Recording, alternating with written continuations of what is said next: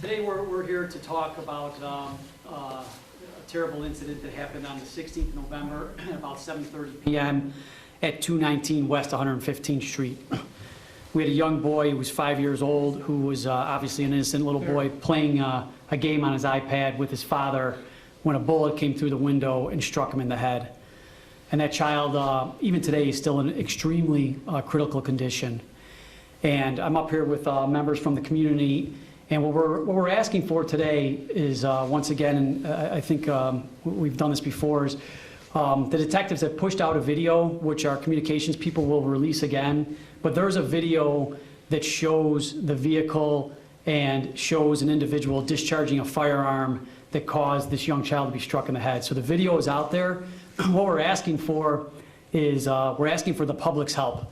We're asking for them to come forward and provide the information to the police department in order to bring justice for this young 5-year-old boy and for his family. Right now, the detectives are working extremely hard, but they cannot solve the case without the proper information. And based upon the video, when you look at this car, when you see this person shooting, there has to be members of the community out there who have some information that can point the detectives in the right direction and have the detectives work directly with the community to help solve this case. So that's what we're asking for today.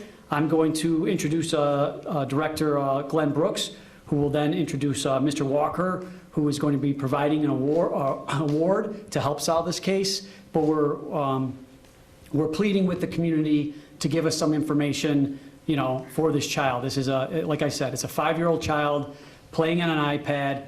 He should not be involved in this gun violence. He didn't do anything to bring those bullets to his window, and we really need the community's help to solve this case. Glenn? Thank you. We've spent the last several years really strengthening our community partnerships throughout the city. And when we look at our partnership, we usually look at that in terms of dealing with crimes that occur on the block, whether they are property and such. But when we talk about this crime, when we have an innocent child who's shot while in their home, doing everything every parent wants them to do, to be at home with their family. When we talk about the community and our partnership, this is where it pays the difference. When we work together to hold those who are accountable, because here, this is the fear that we all have as parents, that our children will get hurt some kind of way. And if we don't come together, the persons or person that's responsible for doing this, for driving up and down the street and shooting, not caring where their bullets go, it can affect all of our children. This is an opportunity for us to stand up as a community. And I want to thank Early Walker, and I'm telling you, don't shoot, as a coalition of business leaders and community leaders coming together to offer the reward, not because of the dollars. The dollars don't matter. What really matters here is the fact that they're coming together to do something to make the neighborhood safer. And we're asking, as everyone gathers around the tables this Thanksgiving, you know, in this crazy COVID year, that for that person who knows something about this to do something and call us so we can hold these people accountable. I want to introduce Early Walker. I'm telling, don't shoot. All right. Thanks, Glenn, Chief. As stated, my name is Early Walker. I'm telling, don't shoot. We are a group of business owners that have formalized to raise dollars as it relates to reward funds for essentially shootings and killings of our children. I want to first say that it's time out for the nonsense. I mean, there's someone that knows out there something about this. There's someone that has recognized that vehicle. There's someone that knows who the shooter is. Here it is, we are on the brink of Thanksgiving. This year has already been a terrible year. It's been a terrible time for everyone, but here it is. There's gonna be one less member of a family member at the table this year. And he's 5 years old. That makes no sense. If you're looking, if you're listening, do the right thing. turn yourselves in. If you are watching this and you know something, my organization is pledging a $10,000 reward for any information. And I do want to specify that one of the distinct differences in our organization versus others is that you don't have to wait until a conviction to receive a portion of the funds. We do understand that you might need to relocate or whatever the funds might be needed for, so we do relinquish some of the funds immediately. Again, I'm going to reiterate, it has been a tough time this year. Money is needed. We just want some information. We want you to do the right thing. If you are watching this and you are the shooter, you might didn't try to shoot this young child, but do the right thing. Turn yourself in. This family deserves justice. Right now, this child is fighting for his life. The day before Thanksgiving, and his family is sitting bedside, praying and hoping that their child lives the night. Do the right thing. Turn yourself in. Any questions? Yes, I've got questions. Chief, could I ask you a question first? Good afternoon first. Afternoon.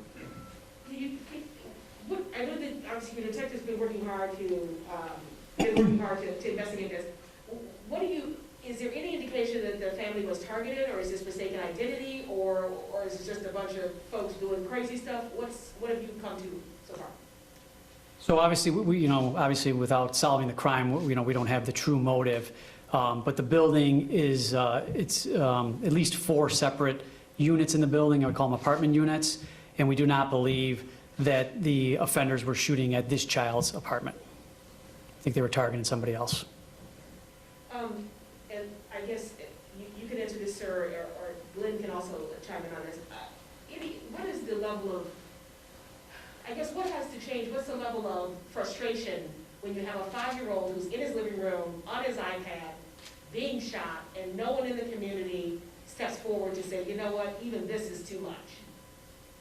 Well, I think that's why we're here today. So, I mean, the level of the frustration, from the detectives is obviously they want to go out and solve the case.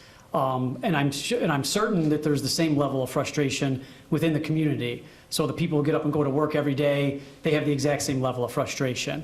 So, well, obviously we're not blaming the victim or the community, but there's probably a small subset of people who do have some information that needs to be provided to the detective division. So I think there's frustration on both sides of people who want the crime solved, but we just believe that there are small groups of people out there who probably know who these offenders are, and they have to provide that information. Any indication of how many shooters and how many weapons were used? You know what, I think there's, I want to go, I'll get that back to you through communications. I know there was at least one shooter, but I want to get back the correct information with the shell casings and just gives you the proper information. Mr. Walker, have you spoken recently with the child's family? Could you speak to how they're, and if so, could you speak to how they're doing right now? No, I haven't officially spoke to them.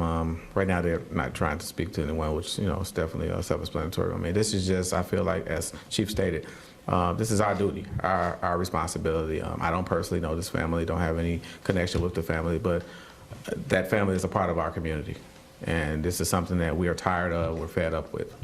I'm sorry, I may have missed it. How much is the reward? 10,000. Yes, sir. Glenn, I have a question for you.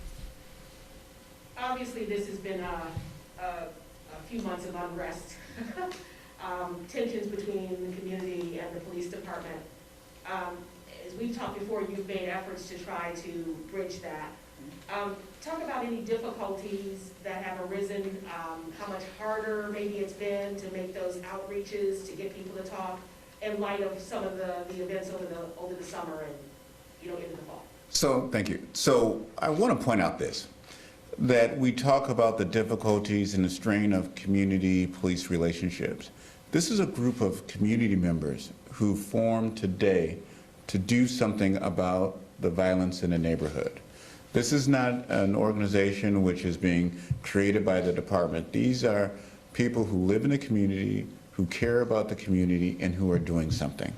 So I think it is, yes, there's some difficulties, but there's a lot of opportunity, and there's a lot of people who are working together for the safety of every single neighborhood throughout this city. And I think we do have a long ways to go, but we are making strides. People are still coming together to work, whether we're talking about policy, whether we're working on safety in the neighborhood, and whether people are advocating in the streets for change. There are people who are listening, and we do find common ground to work together.